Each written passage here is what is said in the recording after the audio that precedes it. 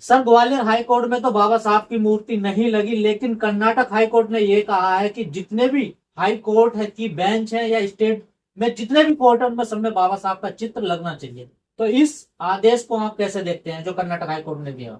देखो साहब, सिर्फ कर्नाटक हाई कोर्ट नहीं, हम्म। मैं तो ये कह रहा हूं देश के सुप्रीम कोर्ट को ये आदेश कर देना चाहिए और इस आदेश को मैंडेटरी कर देना चाहिए कि जितने भी सार्वजनिक स्थल हैं, चाहे वो जिले स्तर की अदालतें हो, चाहे डीएम का कार्यालय हो, चाहे एसपी का कार्यालय हो, स्कूल हो, अस्पताल हो, सरकारी दफ्तर हो, सब जगह बाबा साहब की फोटो और बाबा साहब की मूर्ति होनी चाहिए। सब जगह देश का संविधान होना चाहिए, क्योंकि हमारे देश के जो युवा हैं उनको इस बात को जानने का, ये इल्म रखने का पूरा अधिकार है कि बाबा साहब कौन थे, क्या थे, क्यों आप चैन से सांस कैसे ले पा रहे हैं। और कर्नाटक हाई कोर्ट का जो आदेश आया है उसकी जितनी प्रशंसा की जाए उतनी कम है।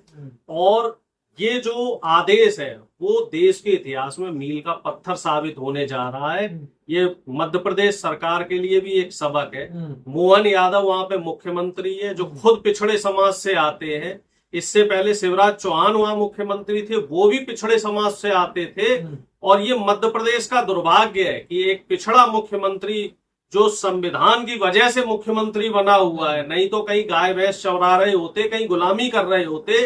अब देश के संविधान ने, बाबा साहब की ताकत ने उन्हें मुख्यमंत्री बनाया है, तो उनका कर्तव्य बनता है कि ग्वालियर हाई कोर्ट में इज्जत के साथ बाबा साहब की मूर्ति वहां स्थापित करवाई जाए। उसके लिए शासन प्रशासन जो जरूरत पड़े उस जरूरत को वहां पूरा किया जाए। लेकिन मोहन यादव जी क्या कर रहे हैं, कहीं आपको दिखेंगे कि वो तलवार चला रहे हैं, कहीं दिखते हैं जी उल्टे खड़े हुए हैं, कहीं कहते हैं जी हथियार उठा लो, ये कर लो और हम हिंदू हृदय सम्राट है। मोहन यादव जी हिंदू हृदय सम्राट बनके मनवाद की जो परंपरा है उसको, उसके ध्वजवाहक बने। वो ये भूल गए हैं कि देश का संविधान है जिसने उनको मुख्यमंत्री बनाया है। तो और क्या बीजेपी के जितने भी दलित और पिछड़े नेता हैं, जितने आदिवासी नेता हैं, ये सब मूर्ख हैं।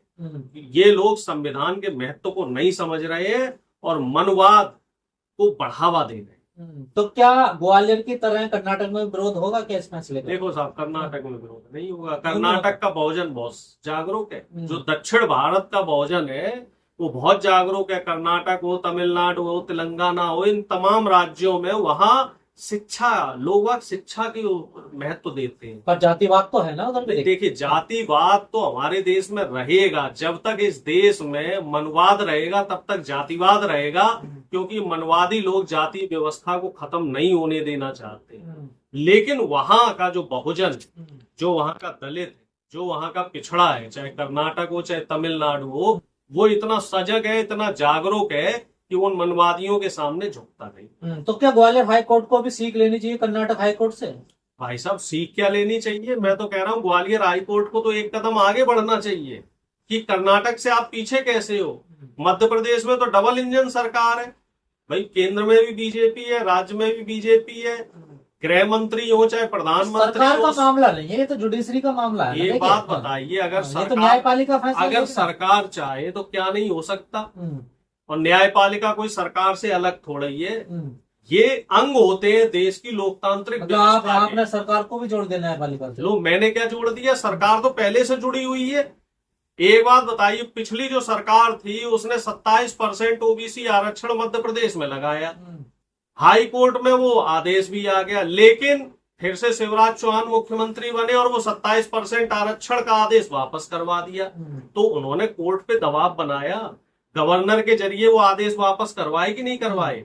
और अब मोहन यादव जब से मुख्यमंत्री बने हैं तो भैया वो ना तो नौकरियां वहां निकाल रहे हैं, ना उस आरक्षण पे कोई चर्चा कर रहे हैं, ना जातिगत जनगणना पे चर्चा कर रहे हैं। और जो कोर्ट का आदेश उस पे यस नो कुछ तो बोलो। अगर आप कोर्ट के आदेश से सहमत नहीं है, मोहन यादव, चलो मैं मान लेता हूं कि सरकार सहमत नहीं, तो सरकार की तरफ से या वहां के किसी नेता की कोई टिप्पणी तो आनी चाहिए। अगर उनकी टिप्पणी नहीं आ रही है तो जाहिर सी बात है कि ये लोग मिले हुए, और मिले हुए क्यों है? क्योंकि ग्वालियर हाई कोर्ट पे जो लोग विरोध करने वाले हैं उनके नारे देखो, सब आरएसएस के लोग हैं। सब नारे कौन से लगा रहे हैं? सब हिंदू राष्ट्र बनाएंगे और जय श्री राम और मोदी जी हिंदू हृदय सम्राट हैं, सारे के सारे सबके आप आधार कार्ड लो और आधार कार्ड से चेक करो पर कि आप सब तो बीजेपी कहते के हैं लोग कि शिक्षा मिलेंगे। जरूरी है, जो शिक्षित लोग हो जाते हैं वो भेदभाव छुआछूत जातिवाद करते नहीं है। ये तो देखिए, सारे एडवोकेट्स हैं, देखिए। एडवोकेट तो है लेकिन इनके अंदर मनवाद पनप रहा है। इन एडवोकेटों की जातियां देखी, विरोध करने वालों में से कितने दलित पिछड़े हैं ये बता दो आप हमें। मैं तो जिन्हों के नाम पढ़ पा रहा हूं, जिनके नाम समझ पा रहा हूं, मुझे इस बात को कहने में कोई गुरेज नहीं है। कोई शर्मा जी है, कोई दुबे जी है, कोई तिवारी जी है, कोई पांडे जी है, कोई पाठक है, मिश्रा जी हैं, व्यास, सारे वही, सारे के सारे वही लोग हैं। जिन लोगों ने जाति बनाई, जिन लोगों ने संविधान का विरोध किया, जिन लोगों ने बाबा साहब के संविधान की प्रतियां जलाई, जिन लोगों ने जयपुर में मनु की फोटो लगाई, मनु की मूर्ति लगाई, और जो लोग दलितों के, पिछड़ों के और आदिवासियों के मुंह पे मूत्र विसर्जन करते हैं, इन लोगों को बाबा साहब हजम नहीं होते। जयपुर में जब मनु की मूर्ति लगी तब कांग्रेस की सरकार थी ना। देखिए, अब पुरानी बातों को पे मत राज्य में जाइए, भी और स्टेट में पुरानी बातों पे मत जाइए अब। भी। क्योंकि अगर उस समय कांग्रेस ने गलती करी तो कांग्रेस को उसका खामियाजा भी भुगतना पड़ा। ये बात तो राहुल गांधी जी ने खुद कही है कि हमारी सरकारों में, पूर्ववर्ती जो सरकारें रही हैं, उनमें निश्चित तौर पे दलितों और पिछड़ों की अनदेखी हुई। और अब राहुल गांधी जी की भी दरियादिली है कि वो अपनी गलती को मान रहे हैं कि जो पुरानी गलतियां हुई हैं, जो पुराने कुछ नेताओं ने गलतियां की हैं, उन गलतियों को सुधारने के लिए अब जहां जहां भी हमारी सरकारें हैं तो दलितों और पिछड़ों की बेहतरी के लिए जो काम किए जा सकते हैं वो काम किए जा रहे हैं। अभी जो तेलंगाना में जाति जनगणना हुई है, उस जनगणना में 74 पॉइंट बना के सवाल किए गए और उसकी रिसर्च के लिए विदेशों से भी लोग आए हुए हैं। लेकिन प्रोफेसर साहब, मूर्ति तक मामला नहीं रहा। आप तो ये कह रहे हैं अनिल मिश्रा या तमाम ऐसे स्वामी हैं जो और ऐसे महाराज हैं कि बाबा साहब ने संविधान लिखा ही नहीं है, वो निर्माता नहीं है। असली निर्माता जो है वो बी.एन. राव है। देखो साहब, इन लोगों का बस चले तो ये लोग तो ये कह दें कि साहब जो संविधान है वो सावरकर ने लिखा, संविधान जो है नाथूराम गोडसे ने लिखा, संविधान जो है वो गोलवलकर ने लिखा, संविधान जो है वो हेडगवार ने लिखा। इन लोगों का बस चले तो जो 5 आरएसएस के नेता हैं, मुख्य नेता, उन्हीं को इस देश का पंच परमेश्वर बना दें। इन लोगों का बस चले तो एक भी दलित, पिछड़ा और आदिवासी का जो इतिहास रहा है हमारे देश में, लाखों करोड़ों लोगों ने जो देश की आजादी के लिए शहादतें दी हैं, तो सबके नाम ही मिटा पर सलाहकार तो थे ना। इतिहास बदलना इन मनवादियों की चाल है, पहचान है, चरित्र है और चेहरा। ये लोग इतिहास बदलते हैं। अब रही बात बी.एन. राव साहब की, ठीक है, उनका मान है, सम्मान है, वो तो देखो मान सम्मान बाबा साहब भी कह गए कि आंशिक रूप से इन्होंने सहयोग किया। अगर कोई बुद्धिजीवी व्यक्ति है, कोई प्रोग्रेसिव व्यक्ति है और वो देश के संविधान के लिए, देश की 90% आबादी के लिए कोई काम करना चाहता है तो उसका स्वागत है, सम्मान है। और मनवादी व्यवस्था ऐसा नहीं है कि सवर्ण ही मनवादी व्यवस्था के शिकार है। हमारी जाति के, मैं यादव जाति से आता हूँ, मेरी जाति के कई लोग इस व्यवस्था के शिकार हैं। हरियाणा में जो हमारे 90% लोग हैं, हमारे हरियाणा में जो हमारे यादव साथी है वो सब मनवादी व्यवस्था से ग्रसित है। वो बीजेपी को बढ़ावा दे रहे हैं, हिंदू राष्ट्र बना रहे हैं, हिंदू राष्ट्र बनाने में लगे पड़े। कई बीजेपी के बड़े बड़े नेता यादव नेता ही है, चाहे भूपेंद्र यादव जी हो, चाहे उसमें राव इंद्रजीत सिंह जी हो, ऐसे नेता ये सब हिंदू राष्ट्र बना रहे हैं। और ये सब लोग हैं जो आरक्षण का विरोध कर रहे हैं। तो ये मनवाद जो है ये हर जाति में। यादव हिंदू नहीं है क्या? देखो, हिंदू जो धर्म है वो बड़ा ही इसमें रिसर्च का विषय है। कई लोग ये कहते हैं, जो बुद्धिजीवी लोग हैं, जो इतिहास के जानकार लोग हैं, वो ये कहते हैं कि हिंदू धर्म 1918 में आया, जब अंग्रेजों ने वोट डालने का अधिकार दिया। तब सबने लिखा कि साहब हम हिंदू हैं। हिंदू में कौन है जी? ब्राह्मण है, यादव है, जाटव है, तेली है, तमोली है, ये।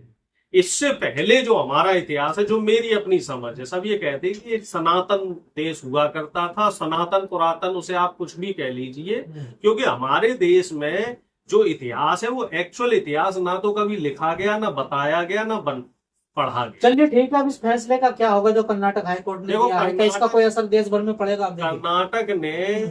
कर्नाटक हाईकोर्ट ने जो फैसला दिया है वो पूरे देश के लिए एक नजीर साबित होगा और मैं इसमें कर्नाटक हाई कोर्ट का और कर्नाटक सरकार की पूरी तारीफ करना चाहता हूँ और खुले दिल से तारीफ करना चाहता हूँ। सरकार की क्यों तारीफ कर रहे क्यों हैं? भैया, कांग्रेस की सरकार है तो सरकार इसका- साथ दे रही है। हाँ, कांग्रेस की सरकार है तो आपको पेट में दर्द हो रहा है, ये तो और कोर्ट बीजेपी की सरकार है तो आप लोग खुश हो जाओगे कि बीजेपी की सरकार में बाबा साहब की मूर्ति नहीं लग पा रही है, और कांग्रेस की सरकार में अगर बाबा साहब की मूर्ति लग रही है तो आप लोगों को तकलीफ है।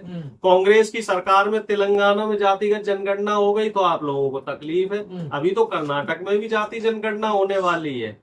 सब जगह जहां जहां हमारी सरकार है, इंडिया गठबंधन की सरकार है, सब जगह हर कोर्ट में और हर सरकारी दफ्तरों में बाबा साहब की मूर्ति लगेगी, क्योंकि बाबा साहब देश के संविधान के रचयिता हैं। बाबा साहब बहुजनों के भगवान हैं, बहुजनों के मसीहा हैं, और इस देश की 90% आबादी, जिसमें महिलाएं भी आती हैं, जिसमें मातृशक्ति भी आती है, उनको मुख्य धारा में लाने में अगर किसी का योगदान है तो सबसे ज्यादा योगदान बाबा साहब का है। तो उसका श्रेय भी बाबा साहब को मिलना चाहिए। और एक बार फिर मैं कर्नाटक हाई कोर्ट का दिल की गहराइयों से धन्यवाद करना चाहता हूं, और मैं ये चाहता हूं कि इस देश की जितनी भी अदालतें हैं सब इसी तरह के साहसिक फैसले दें।